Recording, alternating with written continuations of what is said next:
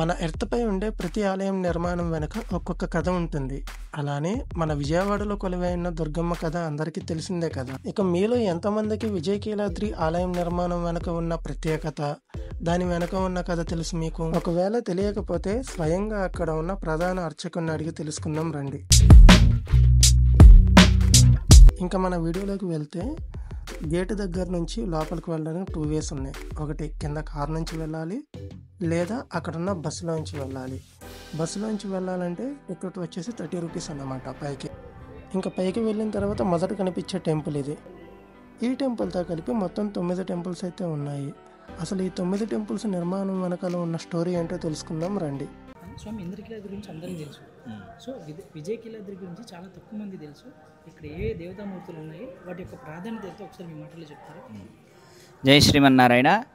పరమహంస పరివ్రాజకులు శ్రీ శ్రీ శ్రీ త్రిదండి చిన్నజీయర్ స్వామివారి యొక్క పర్యవేక్షణలో, వారి యొక్క నిర్వహణలో ఉన్నటువంటి క్షేత్రం మన ఈ విజయకీలాద్రి దివ్యక్షేత్రం. అమ్మవారు వేంచేసి ఉన్నటువంటి పర్వతానికి ఇంద్రకీలాద్రి అని పేరు. అలానే ఇక్కడ మనం దర్శనం చేస్తున్నటువంటి పర్వతానికి విజయకీలాద్రి అని దీనికి నామధేయం. అయితే అర్జునుడు కురుక్షేత్ర యుద్ధంలో విజయం పొందిన తర్వాత ఆయనకి విజయుడు అనేటువంటి నామం ఏర్పడింది. కాబట్టి ఆయన సంబంధం ఉండేలాగా ఈ పర్వతానికి విజయకీలాద్రి అని నామధేయం ఏర్పడింది. అయితే ఆ యుద్ధానికి వెళ్లే ముందు ఇక్కడ తపస్సు చేసి వెళ్ళాడు అనేటువంటిది ఈ పర్వతం యొక్క విశిష్టత అన్నమాట.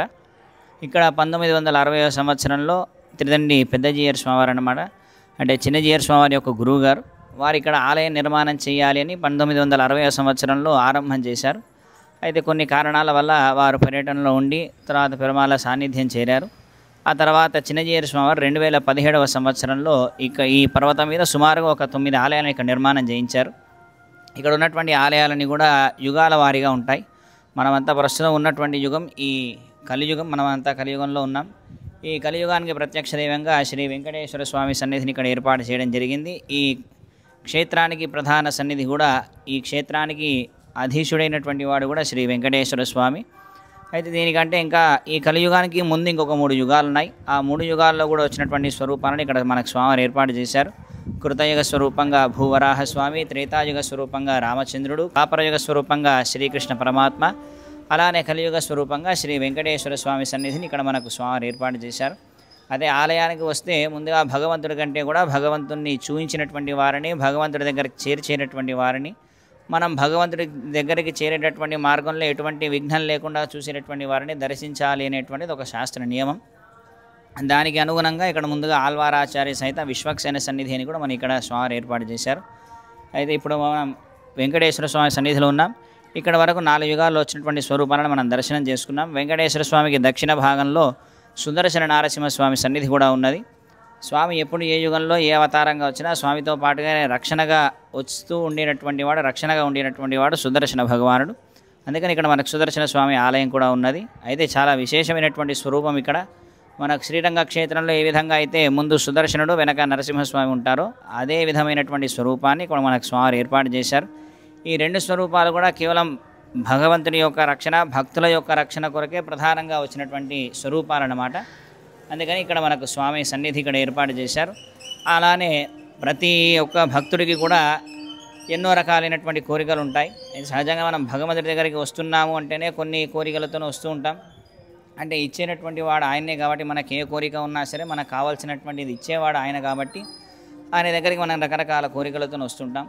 అట్లాగా అంటే ప్రతి మనిషి కోరుకునేది అష్టైశ్వర్యాలు కావాలని కోరుకుంటారు. అట్లాగా అష్టైశ్వర్యాలను మనకు భగవంతుడి ద్వారా అందింపజేసేటటువంటిది లక్ష్మీ అమ్మవారు. ఆ లక్ష్మీ అమ్మవారు ఇక్కడ 8 స్వరూపాల్లో అష్టలక్ష్ములుగా మధ్యలో లక్ష్మీనారాయణలతో కూడి మనకి ఇక్కడ దర్శనమిస్తున్నారు. ఆ తర్వాత లక్ష్మీ నరసింహస్వామి. అయితే నేరుగా ఆలయానికి వచ్చి ఆలయంలో కనిపించేటటువంటి భగవంతుణ్ణి చూసి మనం విశ్వసించాలి అంటే కొంత సందేహం కలుగుతుంది. అటువంటిది భగవంతుడు సర్వాంతర్యామి అని చెప్తుంటారు. ఆ సర్వాంతర్యామిని అంటే కనిపించకుండా ఉన్నటువంటి పరమాత్మని మనం గుర్తించాలి అంటే చాలా కష్టం. అటువంటి దానికి కూడా నిదర్శనంగా వచ్చినటువంటి స్వరూపం శ్రీ లక్ష్మీ నరసింహస్వామి స్వరూపం. ఆ తర్వాత ఈ పర్వతానికి క్షేత్రపాలకుడు ఆంజనేయ స్వామి. సుమారుగా 36 అడుగుల ఏకశిల ఆంజనేయ స్వామి ఆలయ నిర్మాణం కూడా ఉన్నది. మూర్తి సుమారుగా 36 అడుగుల మూర్తి అభయ ఆంజనేయ స్వామి. ఇక్కడ ఉన్నటువంటి ఆంజనేయ స్వామి కూడా చాలా ప్రత్యేకత. ఎక్కడ చూసినా సరే ఆంజనేయ స్వామి నమస్కారం చేస్తున్నా, లేకపోతే ఒక చేతితో అభయం ఇస్తూ ఒక చేతితో గద పట్టుకొని ఉంటాడు. అయితే ఇక్కడ ఏంటంటే 2 చేతులతోని అభయం ఇస్తూ ఉంటాడనమాట ఆంజనేయ స్వామి. ఆ తర్వాత చివరి సన్నిధి శ్రీ భూనీలాసమేత శ్రీ వైకుంఠనాథ స్వామి సన్నిధి అనమాట. ఆ ఆలయ దర్శనంతో ఈ పర్వతం మీద ఉన్నటువంటి ఆలయాల దర్శనం అనేటువంటిది పూర్తవుతుంది. అయితే ప్రతి మనిషి కూడా కోరుకునేది మోక్షం కావాలి అని కోరుకుంటాం. ఆ మోక్షం అంటే ఏమిటయా అంటే భగవంతుని యొక్క సాయుధ్యాన్ని పొందడం.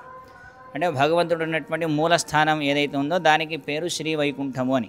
అక్కడికి ఒకసారి వెళ్తే తిరిగి రావడం అంటూ ఉండదు, కాబట్టి దాన్ని మోక్షం అని అంటారు. అటువంటి ఆ స్వరూపాన్ని కూడా మనకి ఇక్కడ స్వామివారు ఏర్పాటు చేశారు. ఆ వైకుంఠంలో ఉన్నటువంటి పరమాత్మ మనల్ని అనుగ్రహించడం కోసమని ఇన్ని యుగాల్లో ఇన్ని స్వరూపాలుగా ఈ విధంగా భగవంతుడు మన దగ్గరికి చేరాడు అనేటువంటి ఈ విషయం, ఈ క్రమం అందరికీ కూడా తెలియాలని చిన్నజీయర్ స్వామి ఇక్కడ ఇన్ని ఆలయాలు నిర్మాణం చేయించడం జరిగింది. చాలా గొప్పనైనటువంటి క్షేత్రం.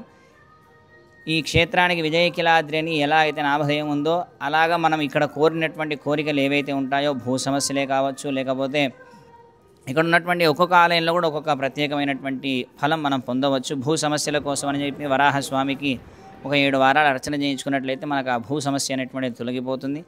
అలానే వెంకటేశ్వర స్వామికి నిత్య కళ్యాణం ఉంటుంది. ఎవరికైనా సరే వివాహం కోసము అని చెప్పి లేకపోతే ఇతరమైనటువంటి దేశాలకు వెళ్ళాలి అని ప్రయత్నం చేస్తుంటారు. అటువంటి వారంతా కూడా వెంకటేశ్వర స్వామి కూడా ఒక 7 వారాలు అర్చన చేయించుకొని ఒక 18 ప్రదక్షిణలు కనుక మనం చేసినట్లయితే తొందరగా మనం అనుకున్నటువంటి ఆ కోరిక అనేటువంటిది మనకు నెరవేరుతుంది. కాబట్టి ఇలాగా ఎన్నో రకాలైనటువంటి విశేష ఉత్సవాలన్నీ కూడా ఇక్కడ జరుగుతుంటాయి.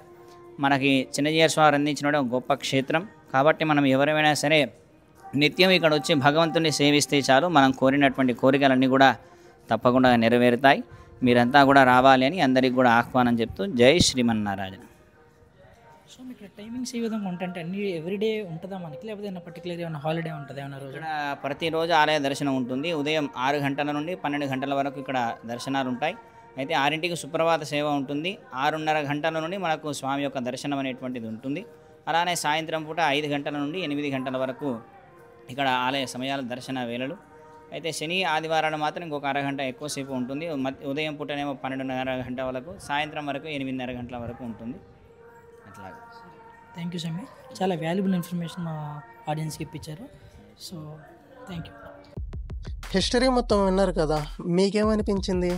నేనైతే వీడియో రికార్డ్ చేసేటప్పుడు ఆశ్చర్యంతో అలా చూస్తూ ఉండిపోయా. ఏంటి మన విజయకైలాద్రి టెంపుల్కి ఇంత పెద్ద హిస్టరీ ఉందా అని. అండ్ అలాగే టెంపుల్కి అవుట్ సైడ్ ఆ వ్యూ ఉందండి, విజయవాడ మొత్తం కనిపిస్తుంది. అదే బ్యాక్ సైడ్కి వెళ్తే భవానీ ఐలాండ్ వ్యూ మొత్తం కనిపిస్తుంది. మేము ఈవినింగ్ టైంలో వెళ్ళాం కదా, అసలు చూడండి ఎంత బాగా వచ్చిందో.